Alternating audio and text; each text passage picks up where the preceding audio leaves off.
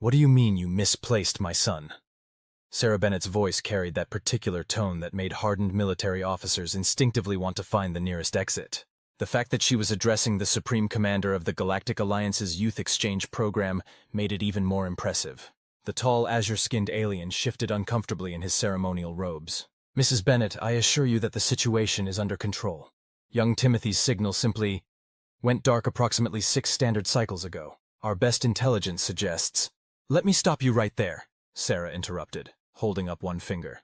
She'd perfected this gesture over 15 years of parenthood, and it worked just as effectively on alien dignitaries as it did on PTA members who suggested her gluten-free brownies weren't appropriate for the bake sale.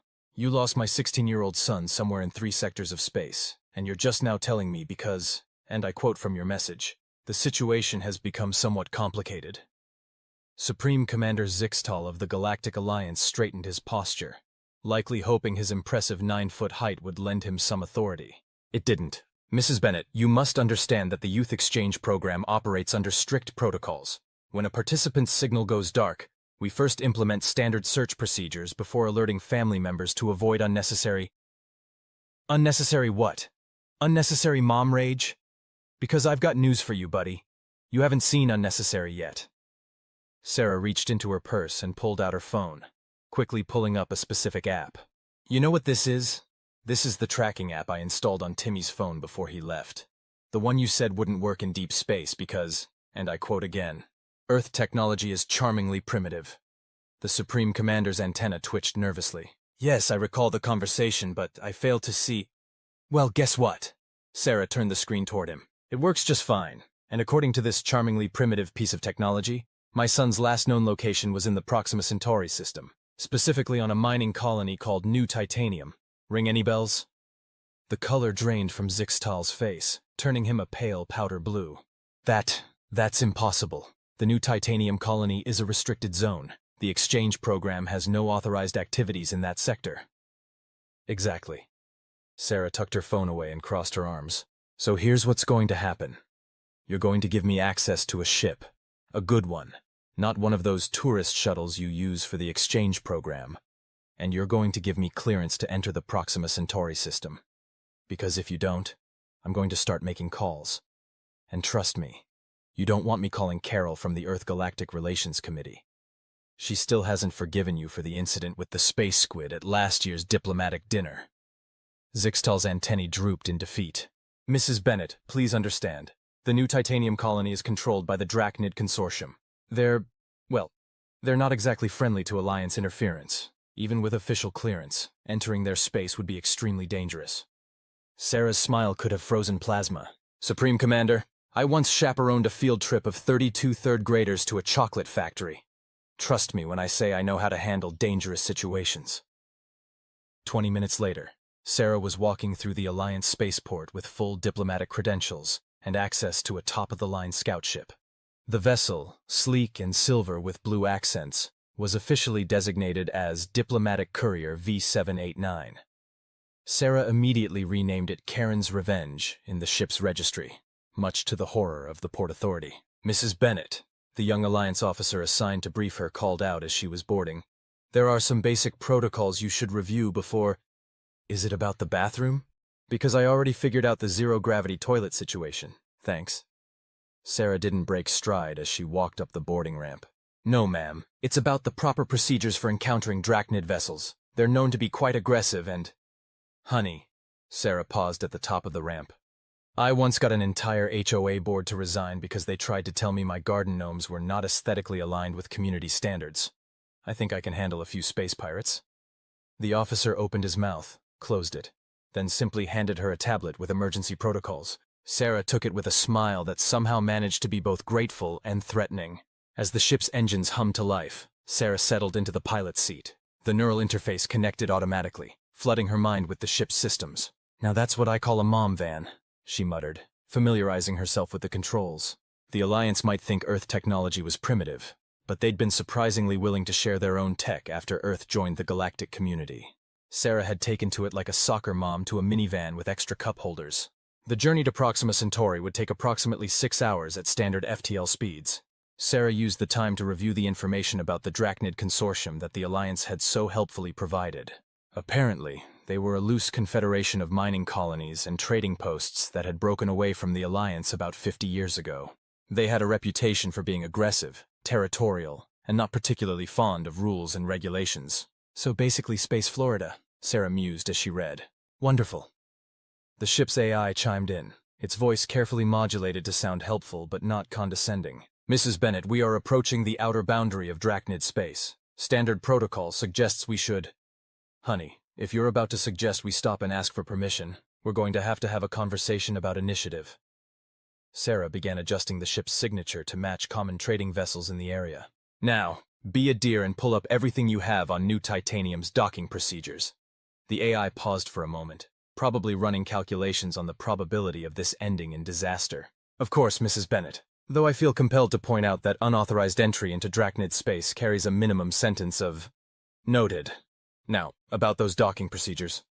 The AI sighed, a remarkably human sound for a computer. Displaying now. Though I should mention that your current approach vector and velocity suggest we'll arrive during shift change at the main docking facility. Security tends to be less attentive during these periods. Sarah smiled. Well, isn't that convenient? Almost as convenient as that little tracking app I installed on Timmy's phone. The one that's currently showing him moving between levels 3 and 4 of the main mining complex. Mrs. Bennett, did you hack your son's phone to install Alliance-level tracking software? Oh, sweetie. Sarah patted the console. I didn't hack anything. I just asked nicely. You'd be amazed what you can accomplish with proper manners and a plate of cookies. Did you know the Alliance's chief of cybersecurity has a weakness for snickerdoodles? The AI fell silent, presumably re-evaluating its assessment of human capabilities. As they approached New Titanium, Sarah got her first good look at the colony. It was, to put it diplomatically, a mess. The main structure was a hodgepodge of different architectural styles, with add-ons and extensions sprouting in all directions like metallic mushrooms. Mining equipment and storage containers cluttered the surrounding space, and ships of various sizes and questionable repair status were docked at odd angles. Definitely Space Florida, Sarah muttered. She guided the ship toward one of the smaller docking bays, using the credentials of a regular trading vessel that the AI had helpfully borrowed from the colony's database. The docking procedure went smoothly, primarily because the bored-looking Drachnid official in charge of processing new arrivals was more interested in his game device than in actually checking credentials. Sarah made a mental note to include this in her strongly worded letter to the colony's management once this was all over. Stepping out onto the colony proper, Sarah immediately noticed two things. First, the artificial gravity was set slightly too high, making her feel like she was carrying an extra 20 pounds. Second, everyone around her looked like they'd rather be anywhere else. Perfect. She pulled up the colony's layout on her tablet and began walking purposefully toward the main mining complex. She'd learned long ago that if you walked like you knew exactly where you were going and carried a tablet, people tended to assume you belonged there. It was a trick that had gotten her into numerous parents-only areas at various theme parks over the years. The mining complex was a maze of corridors and lifts, but Sarah's tracking app showed Timmy's signal getting stronger. He was definitely here, and he was moving between levels 3 and 4 with surprising regularity. Almost as if... Oh, for heaven's sake, Sarah muttered as she reached level 3 and saw the sign. Junior Mining Academy, building tomorrow's resource extraction specialist today. She followed the signs to the Academy's main office, where a harried-looking alien with too many arms was trying to manage multiple tablets at once. Excuse me, Sarah said, using her best I'd like to speak to the manager voice. I'm looking for Timothy Bennett. The alien looked up, blinked several of its eyes, and said, I'm sorry, but student information is confidential. Are you a registered guardian? Sarah smiled. It was not a nice smile. I'm his mother, and I'm quite certain he's not supposed to be here, considering he was enrolled in the Galactic Alliance Youth Exchange Program, not building tomorrow's resource extraction specialists. The alien's eyes all widened at once. Oh dear, you're that Mrs. Bennett? The one who's been asking questions in the upper sectors? News travels fast, Sarah noted pleasantly. Mrs. Bennett, please understand. We didn't know he was an exchange student.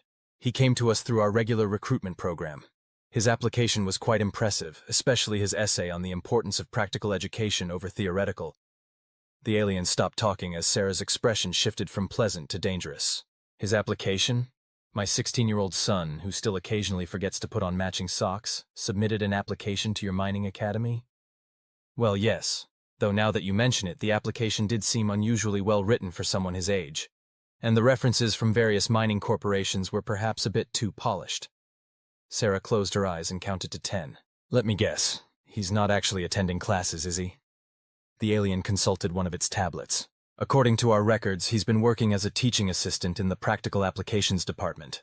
Something about his extensive experience with Earth mining simulations? He mentioned something called Minecraft.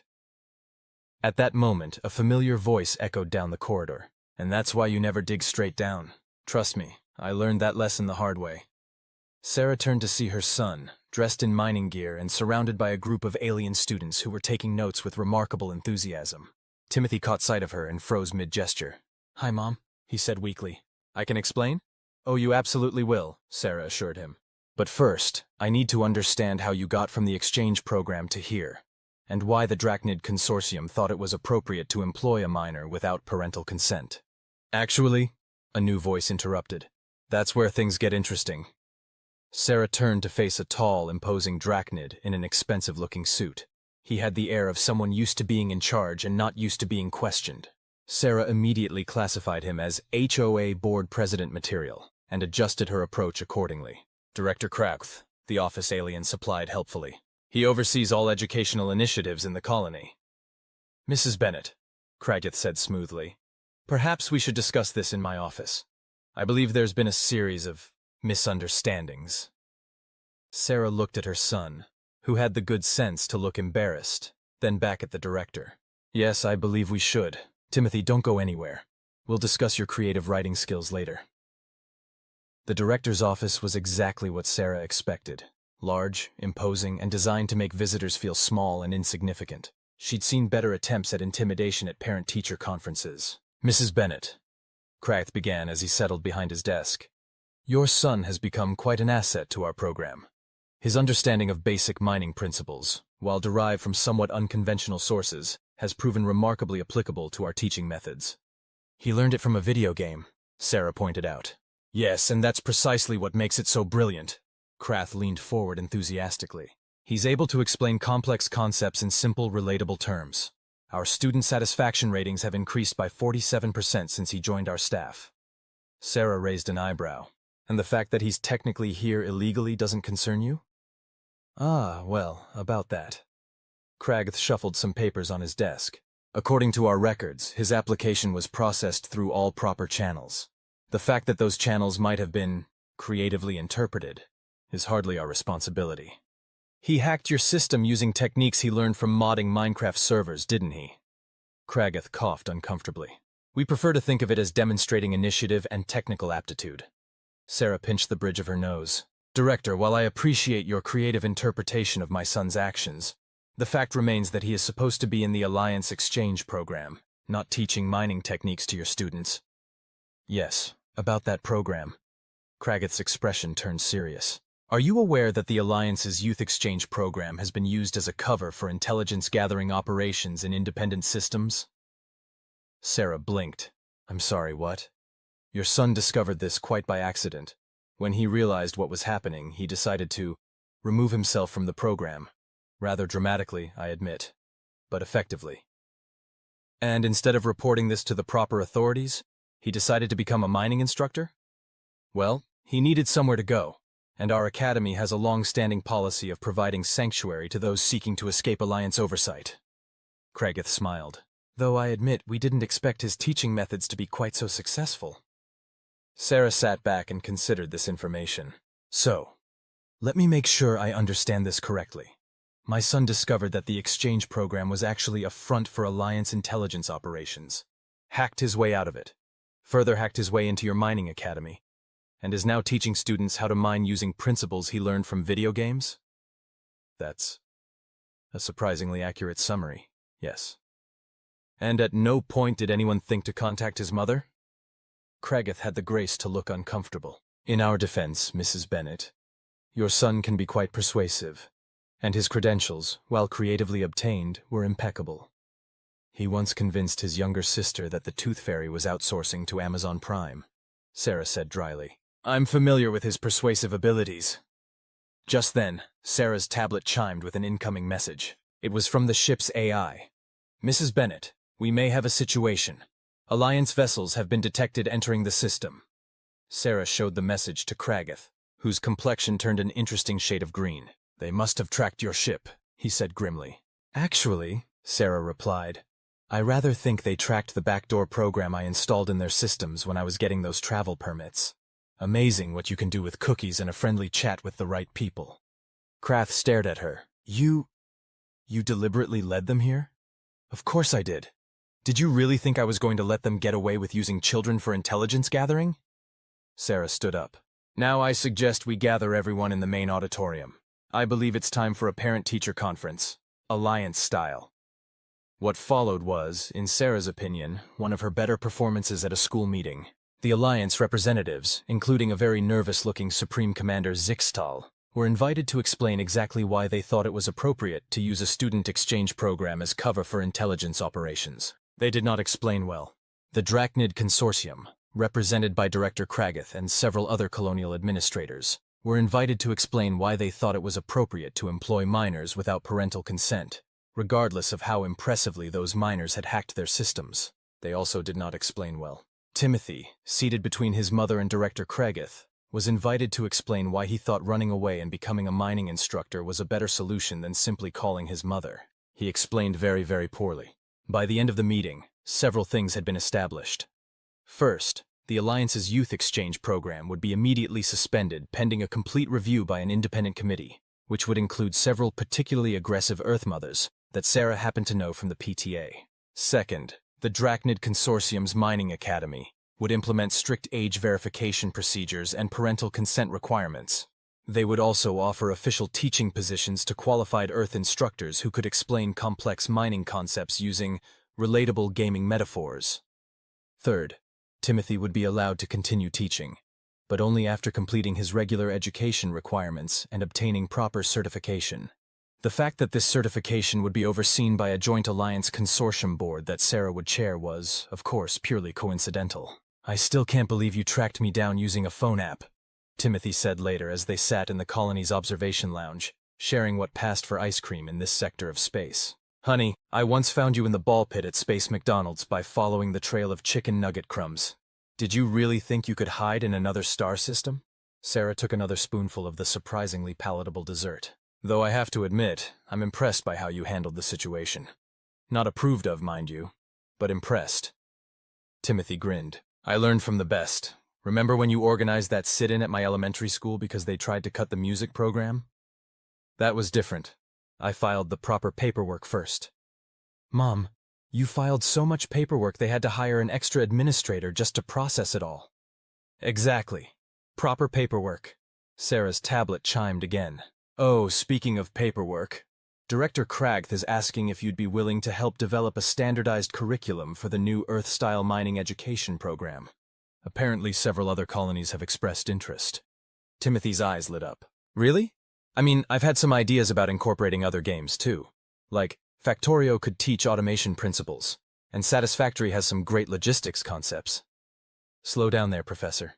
First you need to finish your regular education. Then we can talk about revolutionizing space mining education through video games. Sarah paused. Though I have to admit, your father's going to love this. He always said those games would lead to something productive. Is Dad mad about all this? Mad? Honey, he's already planning to use this in his next book. How Video Games Saved Space Mining, a case study in educational innovation. He's practically giddy.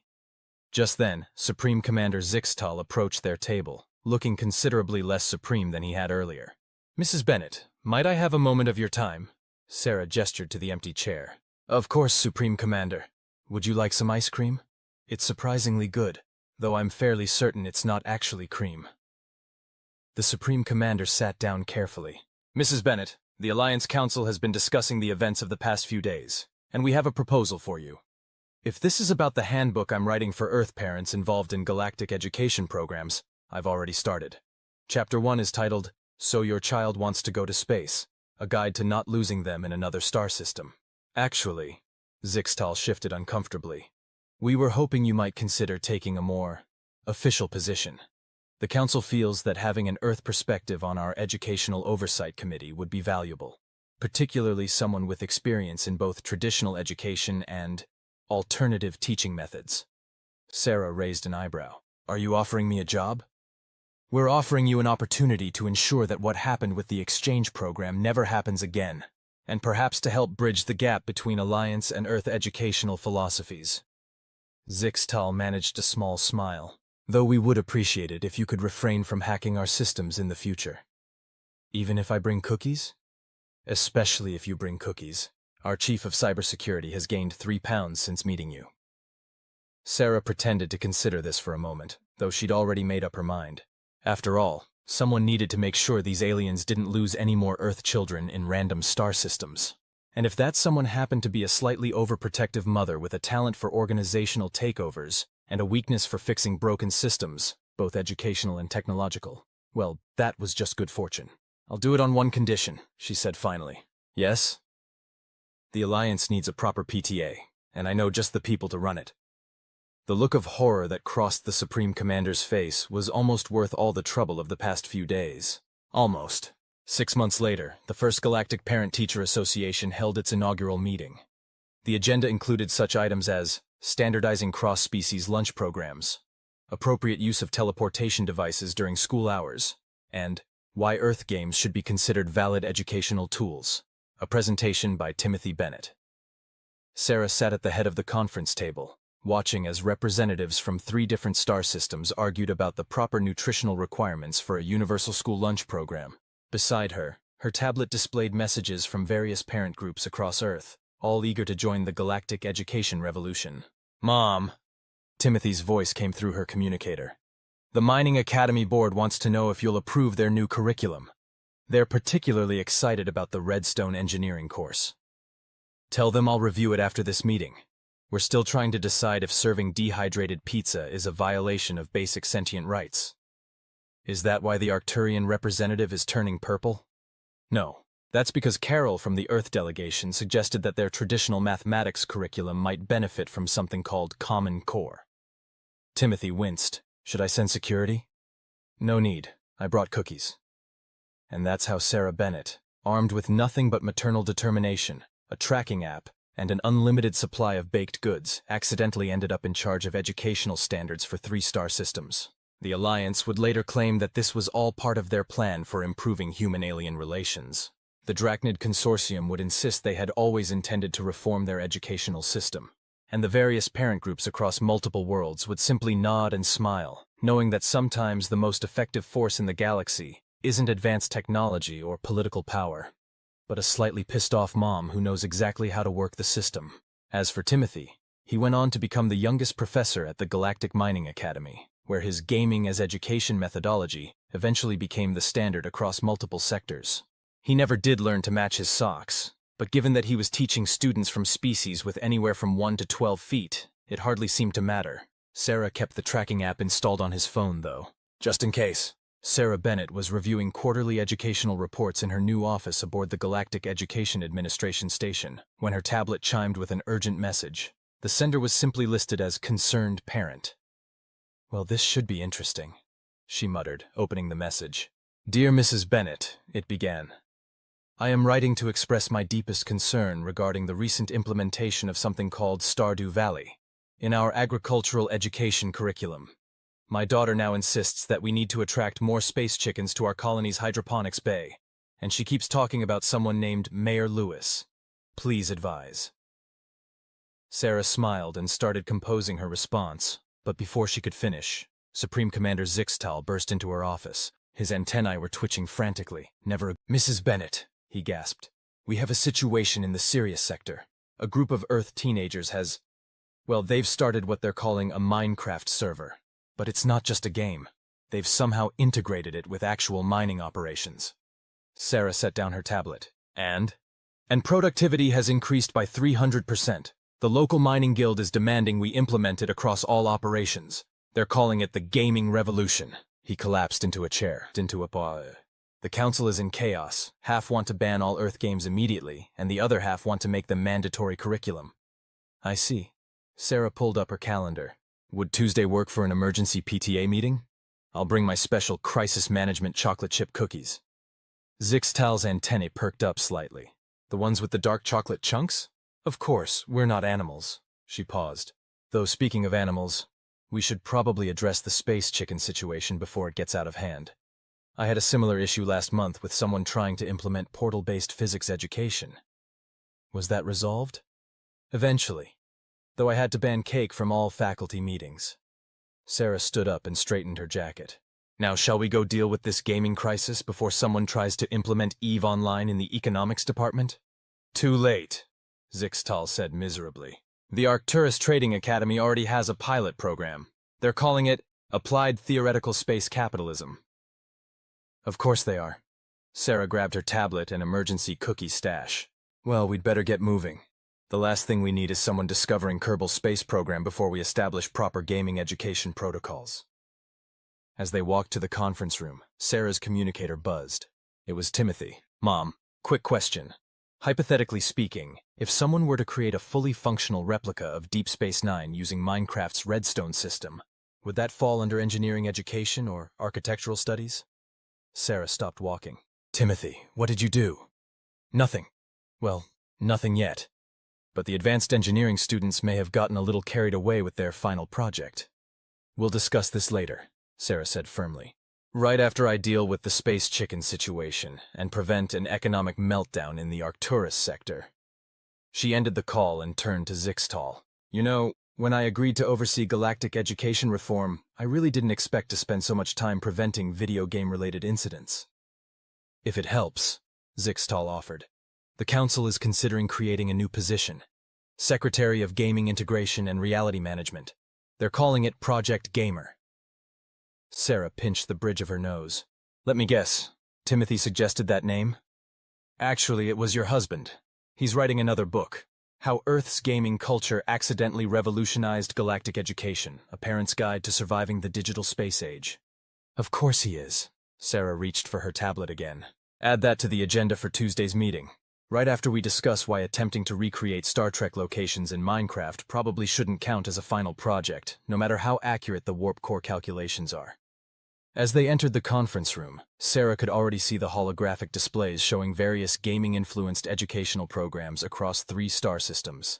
There were Minecraft mining operations, Factorio-based automation systems, and what appeared to be a Stardew Valley-inspired agricultural colony, complete with space chickens wearing tiny spacesuits. Supreme Commander, Sarah said as she took her seat at the head of the table, I believe it's time to accept that we may have accidentally started an educational revolution. Accidentally? Zixtal raised what passed for an eyebrow. Mrs. Bennett, I stopped believing in accidents around you approximately 10 minutes after our first meeting. Sarah smiled and opened her cookie container. Well then, shall we revolutionize galactic education? Again? And somewhere in the vastness of space, a space chicken wearing a tiny spacesuit laid an iridescent egg, while a group of students eagerly took notes on their tablets, completely unaware that they were part of the greatest educational experiment in galactic history. Timothy would later claim that the space chickens were entirely his idea. Sarah knew better, but she let him have that one. After all, he'd finally learned to match his socks. Most days, anyway. Sarah Bennett stood at the podium of the newly constructed Galactic Education Center's main auditorium, surveying the assembled crowd of educators, administrators, and gaming industry representatives from across known space. The facility, built to accommodate species of all sizes and environmental requirements, was filled to capacity. Welcome to the first annual Galactic Gaming and Education Summit, she began, her voice carrying the same tone she'd once used to moderate heated debates about cafeteria menu changes. Before we begin, I'd like to address the elephant in the room, or more accurately, the giant space simulation currently running in room 237. A nervous murmur ran through the crowd. Everyone had heard about the incident. A group of particularly enthusiastic students had attempted to create a fully immersive simulation of the entire Milky Way, using a modified version of Elite Dangerous. The fact that their calculations had accidentally predicted the location of 3 previously unknown habitable planets was beside the point. While we appreciate the initiative, Sarah continued, I must remind everyone that all gaming-based educational programs must be approved by the Gaming Integration and Reality Management Board before implementation. Yes, even if your students have figured out how to use Portal's quantum tunneling mechanics to solve real-world transportation problems. In the front row, Supreme Commander Zixtal nodded approvingly. His antennae had finally stopped twitching every time someone mentioned Earth games, though he still got nervous whenever Kerbal Space Program came up in curriculum discussions. Now, onto our first order of business. The Arcturus Trading Academy's Applied Theoretical Space Capitalism program has produced some interesting results. Sarah pulled up a holographic display showing various economic graphs. While we appreciate the innovative approach to teaching market dynamics, we need to establish some guidelines about using EVE online strategies in real economic systems. The Vorlon Commerce Guild is still trying to recover from what they're calling the Great Market Gaming Incident. Timothy, now the head of the Gaming Integration Department, raised his hand. In the students' defense, they did successfully predict 3 market crashes and prevented 2 others. And the space chicken futures market has never been more stable. Yes, thank you, Timothy. Sarah gave her son a look that mothers across the galaxy had learned to emulate. Speaking of space chickens, we'll be addressing the Stardew Valley Agricultural Initiative after lunch. I've been assured that the new hybrid crops are completely safe, though I would advise against accepting any gifts from someone calling themselves Concerned Ape. The afternoon sessions were divided into specialized tracks. Room A hosted Minecraft Engineering, Beyond the Redstone, while Room B covered Factorio and the future of automated manufacturing. The controversial Dark Souls approach to military training presentation had been moved to a secure location after the incident with the rolling dodge techniques. During a brief break, Sarah found herself cornered by a delegation from the Pleiades Educational Consortium. Mrs. Bennett, their spokesperson began, we've been following your work with great interest. Our systems have been experiencing some disciplinary issues with our younger students. We were wondering if you might consider expanding your program to include what we believe you call Among Us, as a lesson in diplomatic relations and conflict resolution. Sarah managed to keep a straight face. I'll have our behavioral psychology team look into it.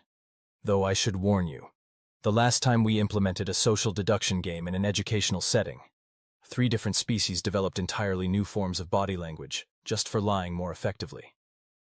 Is that a problem? Not really, but it did make our last parent-teacher conference rather interesting. Especially when someone accused the lunch lady of being an imposter. The afternoon's highlight was meant to be a presentation on using the Sims for social studies education, but it was interrupted by an urgent message from the Galactic Security Council. Apparently, someone had introduced Plague Inc. to the medical training program, and there were concerns about the enthusiastic way some students were approaching their epidemiology studies. Mom? Timothy called out as she was heading to deal with the situation. You should probably know that the engineering students have started a petition. They want to use No Man's Sky for planetary exploration training. Sarah stopped walking. Please tell me they're not planning to actually visit unexplored planets. No, they just want to use it for theoretical modeling, though there was some talk about implementing the base-building system in real colonies. Timothy. I'll tell them to stick to the approved curriculum. Good boy. Now, if you'll excuse me, I need to explain to the medical board why simulating global pandemics might not be the best teaching tool no matter how accurate the infection vectors are. As she walked to the emergency meeting, Sarah couldn't help but smile. A year ago, she'd been worried about losing her son in space. Now she was preventing galactic incidents caused by enthusiastic students taking their gaming education perhaps a bit too seriously. Her tablet chimed with another message. This one was from her husband. Dear, you might want to check the physics department. Someone introduced them to Portal 2, and they're getting some ideas about spatial manipulation that are making Einstein look conservative. Sarah sighed and changed direction. As she walked, she pulled up her ever-growing list of games that probably shouldn't be used for educational purposes without extensive oversight. She'd have to add Portal 2 right under Kerbal Space Program and just above Universal Paperclips. The Artificial Intelligence Department was still recovering from that particular experiment. The day ended with an impromptu meeting of what had become known as the Earth Games Crisis Management Team. They gathered in Sarah's office, surrounded by holographic displays showing various gaming-related educational initiatives across 3 star systems. In conclusion, Sarah addressed her team. While we appreciate the creative applications of Earth's gaming culture in education, we need to establish some basic guidelines. First, no more attempting to recreate fictional space stations, no matter how accurate the engineering. Second, the space chicken program needs to be contained before they achieve sentience. And third, she paused, looking directly at Timothy. We need to talk about your father's new book. How Video Games Created the First Interspecies Educational Revolution, A Parent's Guide to Surviving Digital Evolution. What about it? He's using Minecraft to create an interactive version. The publishers are calling it revolutionary. The marketing department is calling it unprecedented.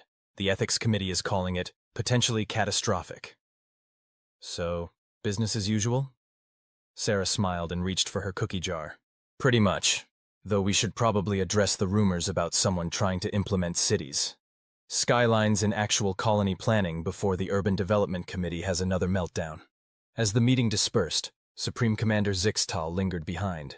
Mrs. Bennett, the Council has been discussing the possibility of expanding the gaming education program to other galaxies.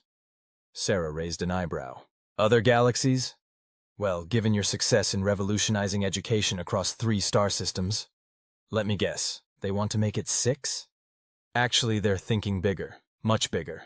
He handed her a tablet showing various expansion proposals. They're calling it Project Universe Sandbox.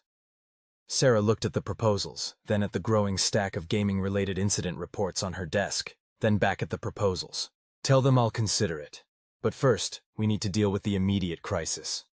The physics department? No, worse. Someone introduced the diplomatic corps to Civilization 6. They're currently arguing about whether Gandhi's nuclear strategy should be considered a valid negotiation tactic. And somewhere in the vast expanse of space, a space chicken in a tiny spacesuit laid another iridescent egg, blissfully unaware that it was about to become part of the greatest educational expansion in galactic history. Timothy would later claim he had nothing to do with the space chicken achieving consciousness. Sarah knew better, but she was too busy preventing the diplomacy students from declaring war on the Centauri system to argue about it. At least he'd finally learned to match his socks. Most of the time,